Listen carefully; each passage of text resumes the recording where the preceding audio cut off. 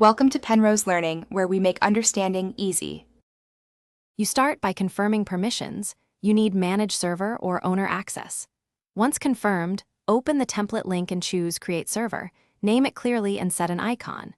Make sure to select Import for channels and roles so structure copies over. While creating, decide whether to keep default region or pick a specific region. This affects voice latency. After creation, inspect the imported roles and categories so you can refine permissions next. Once the server exists, you tackle roles and channel permissions. You should reorder role hierarchy, put admin and mods at top, then tweak individual role permissions like manage messages and voice connect so moderation works. Next, go through each channel category. Check read/send, add rate limits, and lock private channels.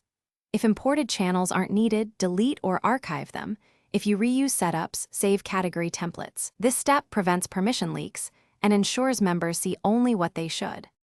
You finish by testing everything.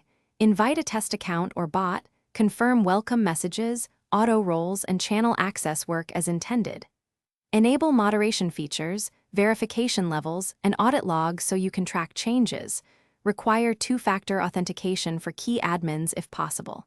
If you encounter issues, reset role permissions for the affected role and reassign gradually.